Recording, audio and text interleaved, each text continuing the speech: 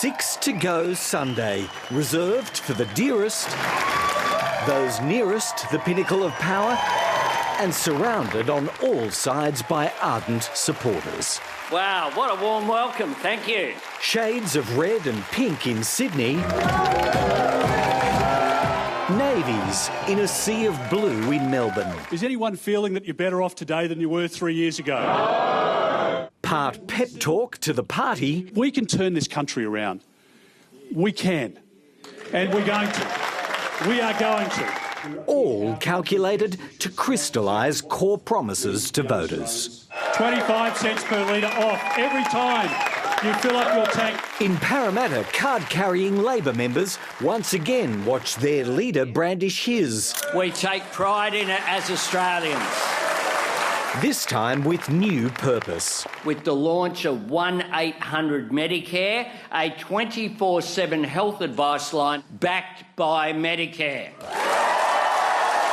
The hotline would operate overnight, Monday to Friday, between 6 p.m. and 8 the next morning, and across the entire weekend. Labor estimates it'd divert 250,000 patients away from hospital emergency departments at a cost of around $50 million a year. That is the promise of Medicare. We built it. And in a barely disguised bid to ward off Donald Trump... Let me be really clear to anyone who's listening or watching or hearing about this in Australia or anywhere else in the world. Anthony Albanese issued one more reminder: subsidised medicines stay sacrosanct. It is not, and never will be, on the bargaining table under Labor. The duelling rallies gave a platform for direct, unfiltered address before the final hectic charge. By this stage, belief in the cause and publicly in the possibility of victory are a must, although Peter Dutton and Anthony Albanese chose different ways to try to instil it. Forget about what you're being told by the ABC and the Guardian and the other hate media. Forget about that. By election night, 6 p.m, we will have won this election. On the 3rd of May, vote Labor. Either way, the in-house crowds loved it.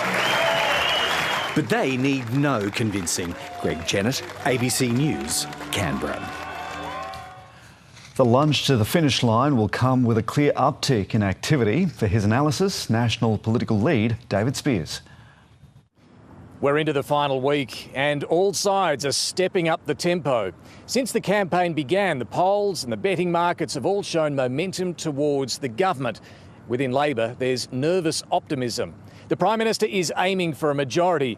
Some within his team are still worried about a potential cost of living backlash biting in the suburbs.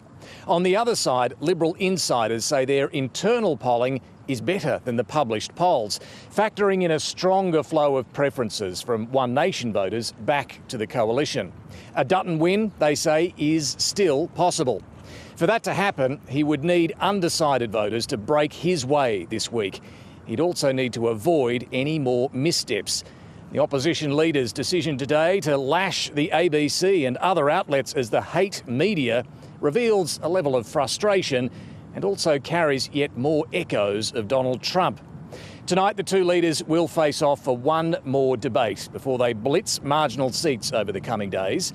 The two major parties will spend a bucket load on campaign ads this week, and even though more than 2 million Australians have already cast their ballots, they'll finally reveal their policy costings, so we can all see how they plan to pay for all the promises. The Liberal Party candidate for a high-profile Sydney seat has apologised for his repeated use on social media of a derogatory term for Indigenous Australians. Senior reporter Fiona Willan joins me live from the ABC's Parramatta newsroom with this exclusive story. Fee, what more can you tell us? Well, Jeremy, the Liberal candidate for Fowler has issued that apology a short time ago. His name is Vivek Singer, and he's confirmed that he was indeed responsible for these posts on the social media platform X, which date back to 2023. The ABC uncovered a number of posts in which he used an offensive racial term for Indigenous Australians. He did that in the lead up to the Voice to Parliament referendum when he was pushing for a no vote.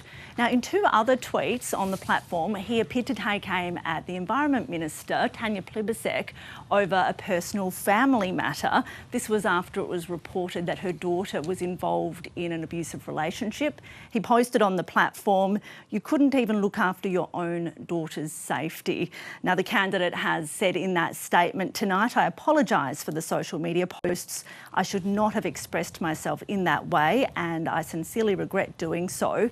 Now, I should note that he is not expected to win Fowler. This is seen as a contest between independent Di Lee and Labor candidate Tu Lee, but this could certainly raise further questions for the Liberals over their vetting of candidates, particularly in New South Wales.